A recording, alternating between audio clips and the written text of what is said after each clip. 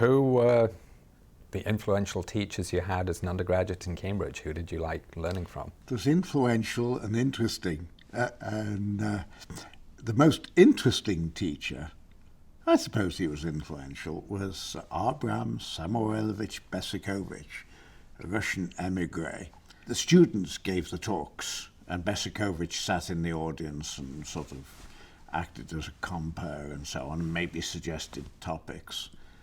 And this was attended by, I don't know, 6 to 10 students, you know, the bright ones, roughly speaking.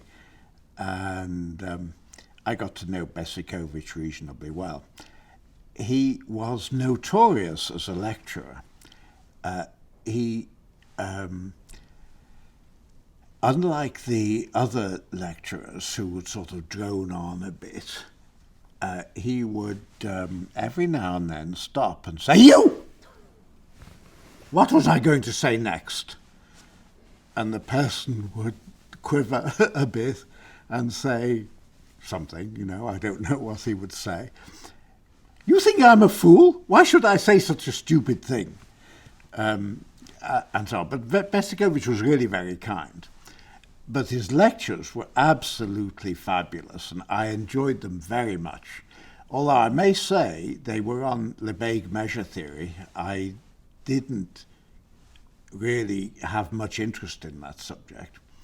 But I do remember one occasion when he said, "Next week we're going to discuss a very, very important theorem." And so the lectures were on Monday, Wednesday, and Friday, let's say. And on Monday, he came in and he proved this theorem, after telling us again how important it was and how we should take notice and so on. And so fine. And then he said, on Wednesday, we will have applications. So we came in on Wednesday and we had an application. And my God, the theorem said something that didn't seem to be true. You know, he got some kind of contradiction. He said, "You! What is wrong?" You know. And whoever it is said, "The theorem's false. That function isn't continuous, you know." "Did I say it had to be continuous? You will all look at your notes, you know. Did I say it?" No, he hadn't said it had to be continuous. "You, what is wrong?" So another thing. Well, I was the person who in the end said what was wrong. I said, "Perhaps what is wrong is the theorem." And he said, "Yes, you are right," or something. But this discussion had taken all of Wednesday's lecture. And he said, "On Friday, we will prove the theorem again. And this time, you will listen." And so on Friday, we came and he proved the theorem. And then I can't remember whether I pointed out what was where the mistake was or somebody else did. I honestly don't know. Friday was the same proof as Monday. He started off in the same way, but then, you know, when somebody pointed out that there was something wrong, he clarified it and so on. He tried to go wrong several times, you know, just to fool us. It certainly made us listen, I must say. And I thought it was quite amazing. And I tried to do the same thing in my own lectures a little bit. So in a way he influenced me, not so much as a mathematician, but as a teacher. But I never had the personality to carry it off. Well, really, you have done with a lexicode talk. Yes, in a way, but that's, you know, not really part of routine teaching. Besicovitch had this tremendous personality, and you know, he could really carry it off, and he never seemed to worry about where he was, you know.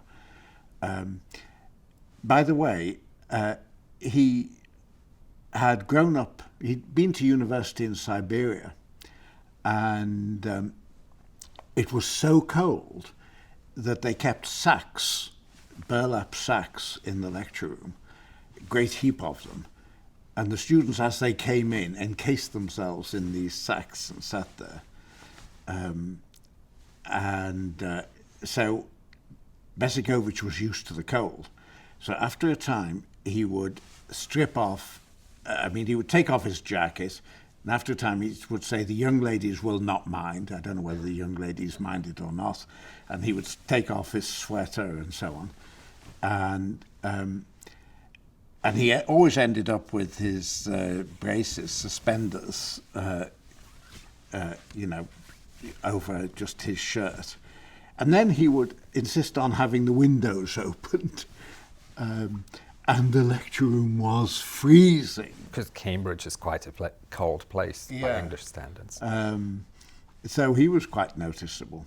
He also had a card game, which I played with you.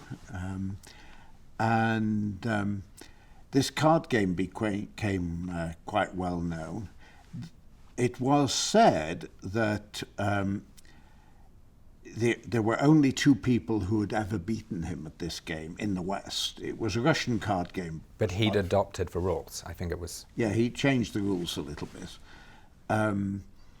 The 2 people who had beaten him were Hardy, who was the Rouse Bowl professor of mathematics before Besicovitch, and Littlewood, who was the Rouse Bowl professor of mathematics after Besicovitch. I should have mentioned that Besicovitch was the Rouse Bowl professor of mathematics, of course. And certainly we used to go around to his rooms in Trinity College, 4 or 5 undergraduates, and play him at this game. He would do a sort of simultaneous display, He'd walk around tables and make his moves. And we never beat him.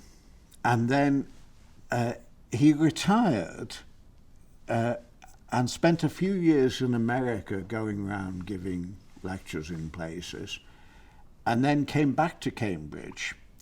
And I met him at the house of this Russian lady mathematician who used to sort of give parties for the Russian community in Cambridge.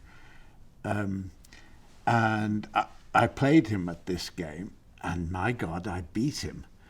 And however, I wish I hadn't. He was so upset. And I only beat him, I think, because he was getting old and he didn't pay attention. And the game is a bit unforgiving. If you make one mistake, you're in big trouble. Yes, it's a frightening game, in a way.